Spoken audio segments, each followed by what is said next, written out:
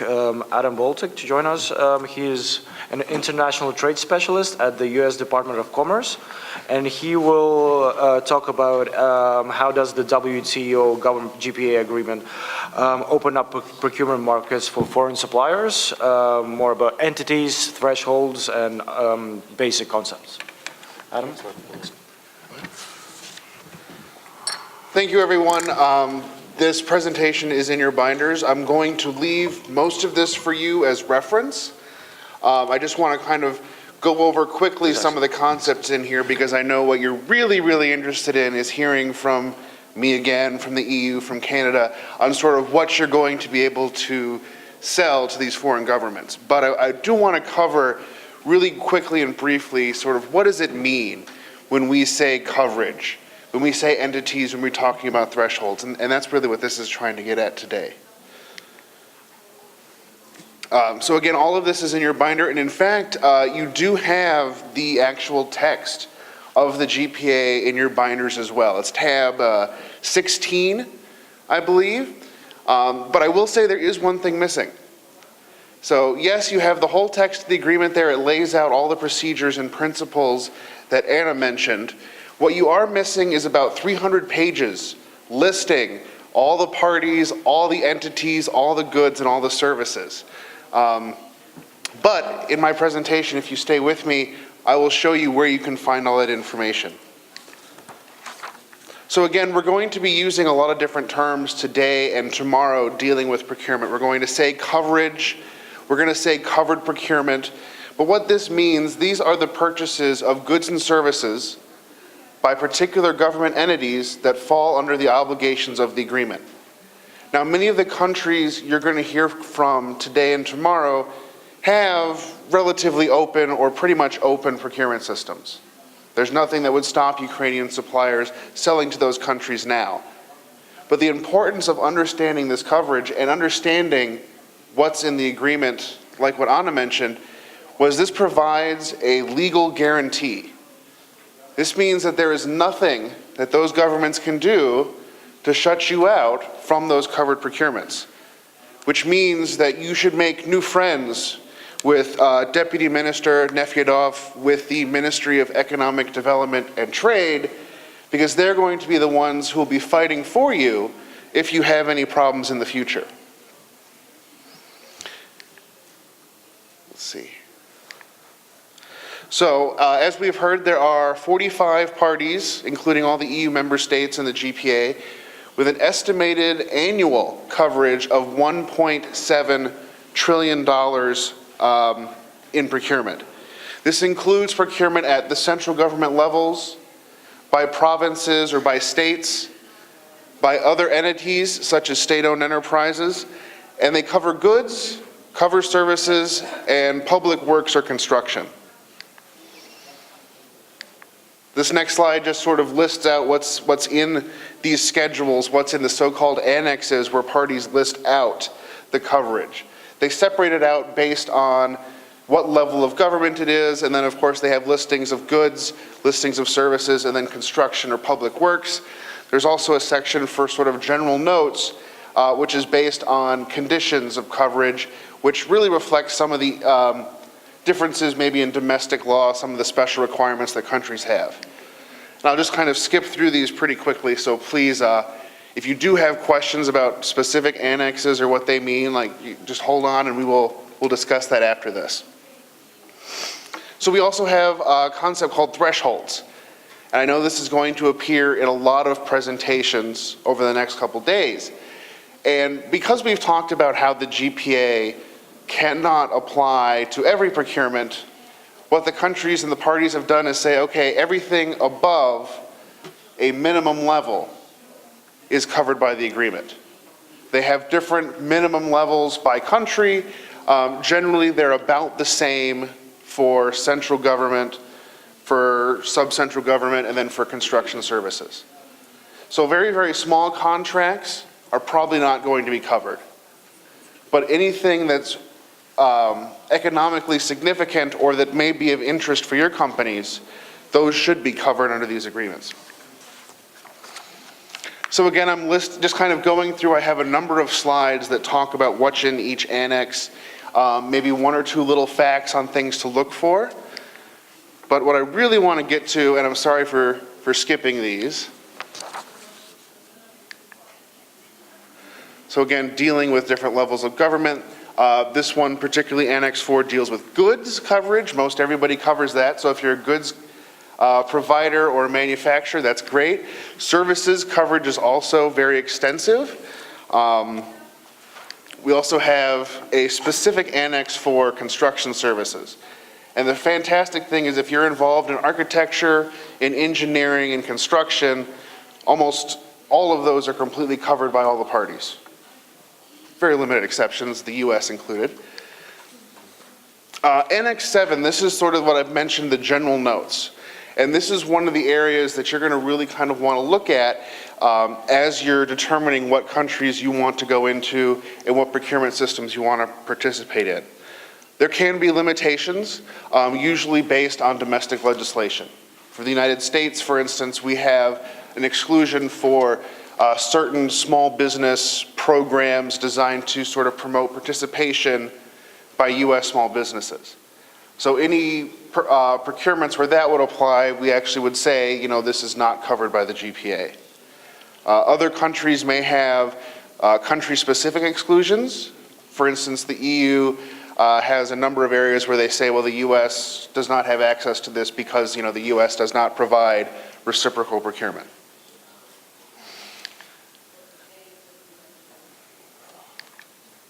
And now one of the better parts, I think, one of the more interesting that would be for Ukrainian suppliers is some of the appendices, some of the other parts of the annexes where you can find information. Because countries have to put in this agreement where you can find procurement notices, where you can find the opportunities, whether it's in a newspaper or whether it's through a website.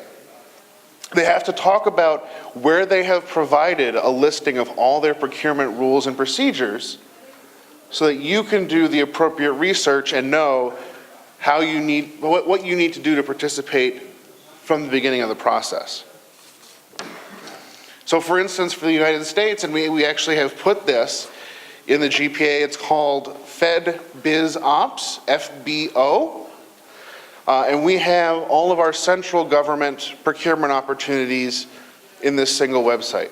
I'll be discussing this a little more in my presentation on the US system later this morning. We also have a listing, a special website that you'll find here for all of our states, for our sub-central governments that are covered by the GPA. We have information on the laws, and again, the websites where you can find these procurement opportunities. And this is not just for the US, every party has to provide this information. And that's what brings me to this next point, the eGPA, which I know that Anna and the WTO Secretariat are very proud of.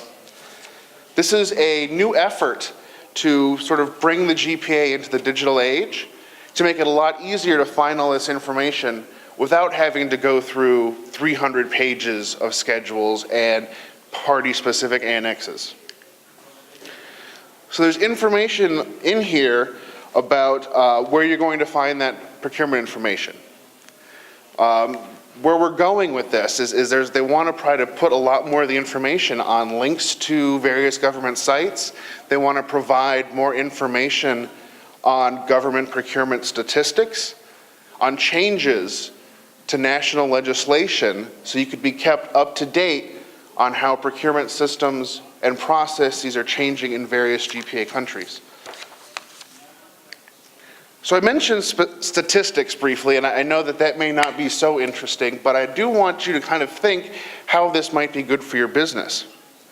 GPA parties are required to present statistics every year on the value of covered procurement.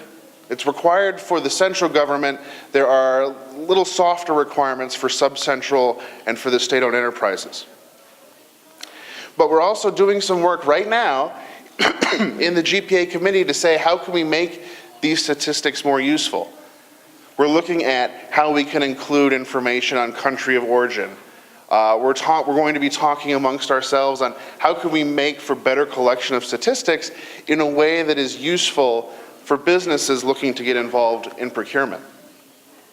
And I'll say for the United States at our central government level, for 2009, our covered procurement was worth about $205 billion. But all of this information, which is actually made available on by the Secretariat on the WTO webpage, breaks down this procurement information by procuring entity, by the agency, so you know who's buying, and then also by the good or service. They use various codes to say, here's the goods that this agency is buying. So you can see if you're a supplier of, say, pharmaceuticals, you can look at how much drugs the US Department of Defense is buying, or how much a Canadian ministry is buying every year. You can find all that information. They're making that available.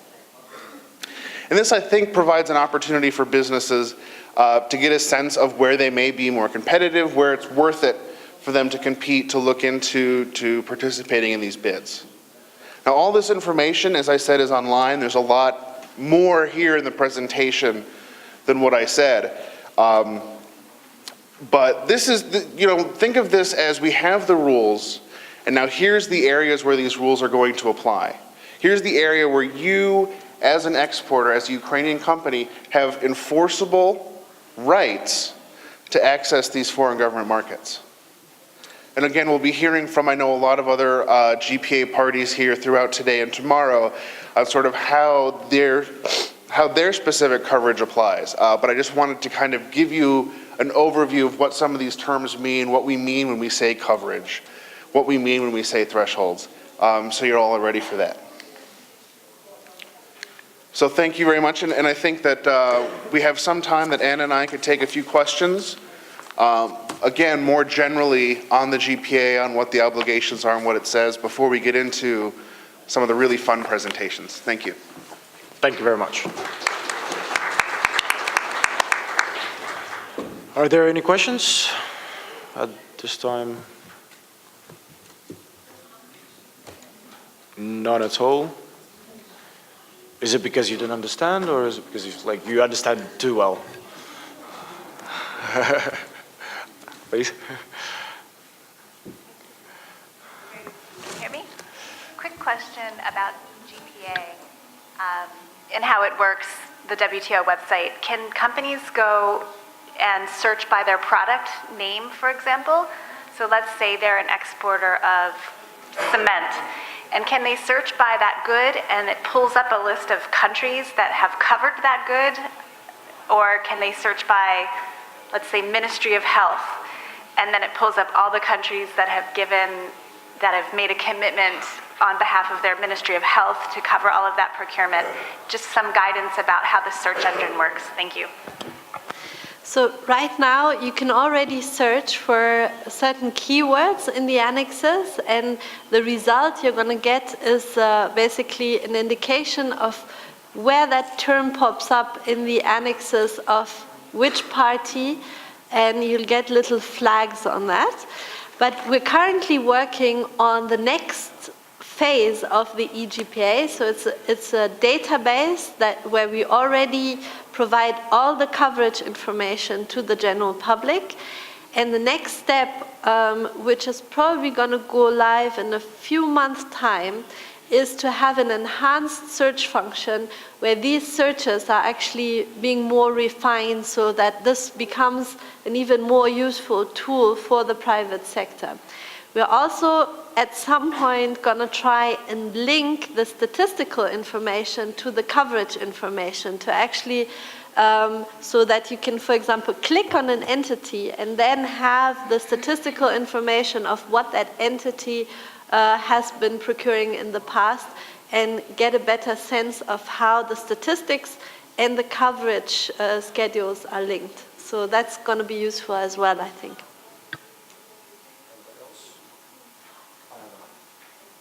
I'll have a question. Yeah, also regarding eGPA. So as at this time, it's more about statistics and actual information of how to get into the markets. Are you planning at any point to actually integrate it into like a tender aggregate system, because right now all tender information is spread out throughout TEDs, throughout FISBID, and other tender platforms. Thanks very much for this question. So Adam already said that what the eGPA is definitely going to do, and what it does, is to provide you information on where to look for these different websites in the different countries. Now, obviously, this is kind of limited function again, and we're going to consult with the parties to the agreement, because ultimately it's not up to the WTO Secretariat to decide what the eGPA is and what it's going to be. It's really the parties that own the agreement and that also own the eGPA. And if parties are interested in creating such a gateway where you can actually find the individual opportunities, the WTO Secretariat would be very pleased to work with parties on this. But this is really up to the committee to decide. Definitely think Ukraine will be very much interested in it with our recent experience in N platforms. Okay, anybody else? No? Yep, please. Добрый день. Меня слышно? Да. Вопрос следующий, Мария. Вы сказали, что для прохождения процедуры тендера необходимо пройти попасть в некий список участников. Для этого необходимо пройти некую процедуру. Эта процедура единая в рамках ВТО для участников, или же каждая страна выдвигает собственные требования для процедуры прохождения предквалификации? Спасибо.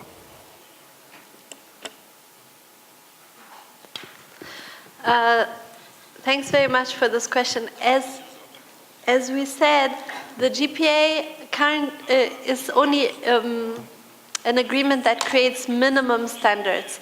It doesn't create harmonized or unified procedures in all GPA parties. And this is also true with regard to registration procedures or qualification procedures. Each GPA party is still free to adopt their own procedures, and there's flexibility in the agreement for countries to do that. And why is that? Because the agreement has the ambition to cover very diverse markets, from Japan to Ukraine, from Korea to the US, and the agreement recognizes that the procurement system always has to be adapted to the local conditions on the ground, and therefore it does not try to harmonize or unify procedures fully. It just wants to set guarantees and minimum standards so that you know you have rights to compete in those markets on an equal footing.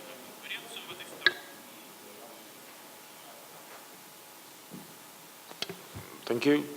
Это ответила на вопрос. Спасибо. Anybody else? Okay, then let's move on. So just thank you very much.